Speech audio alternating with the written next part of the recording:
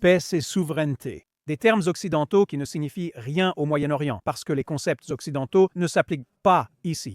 La seule monnaie qui a de la valeur dans cette région, c'est la force. Pourtant, des commentateurs et experts continuent d'analyser les événements régionaux selon une perspective occidentale. Quand vous parlez de concession, parlez de paix et de compromis. Dans cette région, tout ce que vous faites, c'est encourager la violence parmi les djihadistes islamistes, comme nous l'avons vu aujourd'hui en Israël. Bonjour, je suis Daniel Siman. Merci de me rejoindre ici sur Straight Up sur JNS Télévision, dans nos studios de Jérusalem, Israël.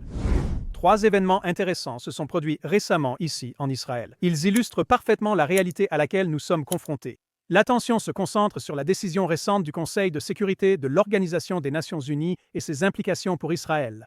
J'y reviendrai dans un instant, mais 2 autres points doivent d'abord être abordés. Premièrement, une nouvelle attaque terroriste a eu lieu mardi à un carrefour très fréquenté de Judée, près de Jérusalem. Des terroristes arabes ont percuté des Juifs à un arrêt de bus. Les 3 terroristes sont sortis armés de couteaux et ont attaqué des civils israéliens, tuant un Juif et blessant 3 autres. Les terroristes eux-mêmes ont été tués avant de pouvoir mener à bien une attaque encore plus sanglante qu'ils avaient planifiée, car des armes et des bombes ont été retrouvées dans la voiture. Leur méthode meurtrière continue parce que le monde a excusé leur violence et leur a fait comprendre qu'ils ne seront pas tenus responsables des massacres, de la violence et de décennies de terreur. Le monde veut reconstruire Gaza pour eux et les récompenser avec un État. Le monde ignore que cette violence ne vise pas seulement Israël, quels que soient les prétextes avancés par les Arabes. Cela est prouvé par un autre événement qui s'est produit mardi. Une cérémonie d'adieu a eu lieu tôt mardi matin à l'aéroport Ben Gurion pour Joshua Lyoto-Molel, l'étudiant tanzanien en agriculture qui a été assassiné par des terroristes du Hamas le matin du 7 octobre lors du massacre. Il était l'un des 14 étudiants internationaux tués par le Hamas lors de l'attaque contre le kibbutz Nahal Oz. Il savait, lorsqu'ils l'ont enlevé, qu'il n'était ni un occupant ni un colonisateur. Ou une des autres excuses qu'ils ont inventées pour justifier leurs actes meurtriers. Il n'était pas l'un des leurs, alors ils l'ont battu, torturé, puis abattu en direct devant la caméra et ont gardé son corps en otage pendant les 2 dernières années. La grande nouvelle cette semaine, c'est la décision du Conseil de sécurité de l'Organisation des Nations Unies sur le plan de Trump. Beaucoup d'Israéliens ne sont pas contents de cela, et une fois de plus, ils remettent en question Netanyahou et ses décisions. Combien de fois avons-nous vu cela au cours des 2 dernières années, Fort? Les soi-disant experts, ceux qui remettent rapidement en question Netanyahou, critiquant ses actions, ou ce qu'ils considèrent comme de l'inaction, surtout en ce qui concerne la guerre et la diplomatie. Et puis, surprise, quelque chose émerge des coulisses. Une manœuvre discrète, un mouvement stratégique, une frappe militaire brillante ou un fil diplomatique qui a été tiré tout au long. Soudain, le tableau change et toutes ces voix occupées à se plaindre restent stupéfaites par une clairvoyance qu'elles n'avaient pas vue. Nous l'avons vu lorsqu'ils l'ont poussé à ouvrir les 2e et 3e fronts au début de la guerre, quand ils l'ont critiqué pour ne pas avoir frappé Hezbollah ou pour sa politique envers l'Iran. Certains lui demandaient aussi d'éviter Rafah ou le corridor frontalier près de l'Égypte, et le pire, c'était ceux qui demandèrent qu'il fasse toutes les concessions, voire qu'il se rende à Hamas juste pour assurer la libération des otages. Parce que, comme il disait, il n'y a pas d'autre moyen de les libérer. Ils recommencent, malgré tout ce que nous avons vu ces 2 dernières années. Avec leur cœur de critique, cette fois à propos de ce qu'ils affirment être l'échec de Netanyahou à bloquer la résolution américaine à l'Organisation des Nations Unies. Selon eux, cette résolution pourrait mener à un État palestinien, et ils semblent avoir raison. Mais c'est ce qui se passe en coulisses qui compte, des choses dont ils n'ont aucune idée. Chacun sait qu'une personne avec des décennies d'expérience dans un métier est vue comme un expert.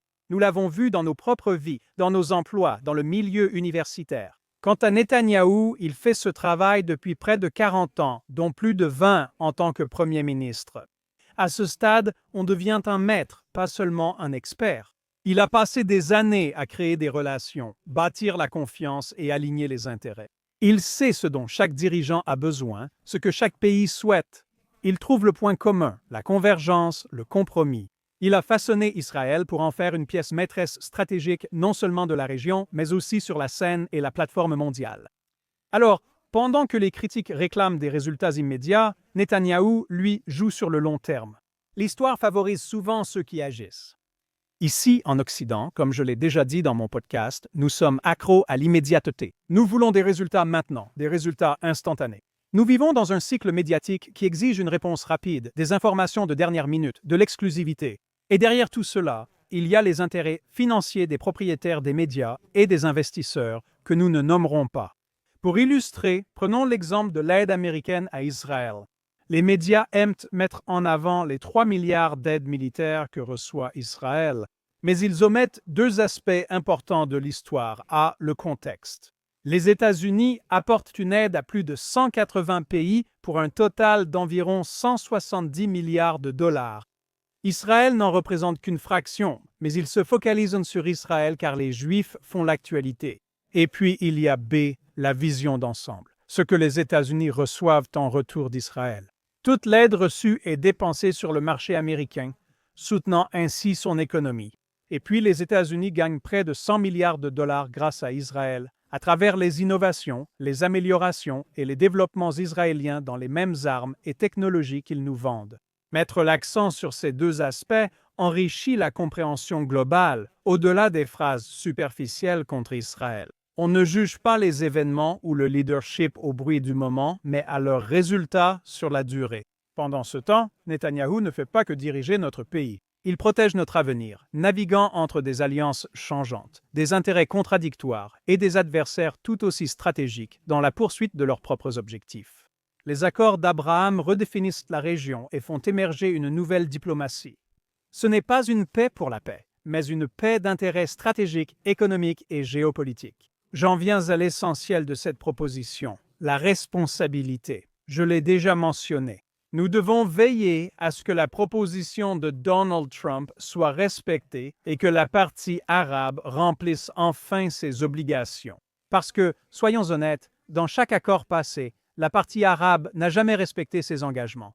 Ni à Oslo, ni au Liban, ni au Sinaï, jamais à Gaza, et absolument pas en ce qui concerne l'autorité palestinienne. Ici aussi, le Hamas n'a pas respecté sa part de l'accord, tout comme les garants arabes. Ils ne prennent pas leurs responsabilités comme ils étaient censés le faire. Donc, en ce sens, ce n'est rien de nouveau. Mais ici, il y a un rebondissement. Cette fois, tout avantage Israël. La clause 7 de la proposition, qui inquiète le plus les hauts responsables israéliens et les médias, n'établit pas directement un État palestinien. Les conditions de la proposition pour un État palestinien sont si strictes, si transformatrices, qu'elles exigent essentiellement des Palestiniens qu'ils cessent d'être, palestiniens. Ils doivent réformer leur système éducatif, cesser l'incitation à la haine et le financement du terrorisme. En bref, abandonner l'identité même qui les a définis pendant des décennies. Alors que les gros titres pointent l'État, les petits caractères racontent une autre histoire. Et une fois de plus, Netanyahou, il joue sur le long terme. Ces mêmes critiques ignorent le fait qu'il y a à peine 2 mois, l'Assemblée générale de l'Organisation des Nations unies faisait avancer la déclaration de New York, le document final d'une conférence internationale soutenue par 157 États membres des Nations unies. Cela visait à promouvoir des mesures irréversibles et assorties de délais aussi rapidement que possible pour la réalisation d'un État palestinien indépendant, souverain, économiquement viable et démocratique. Personne n'en parle plus. Cela a été neutralisé. Un ami à moi, influenceur israélien sur Facebook, Dorbar, a soulevé un point intéressant. Elle écrit dans une publication Facebook que la proposition est classique. Trump, il suffit de lire L'art de la négociation. Règle numéro 1. Laissez croire à l'adversaire qu'il gagne. L'adversaire de Trump ici n'est pas les Palestiniens, mais le Qatar et les États du Golfe.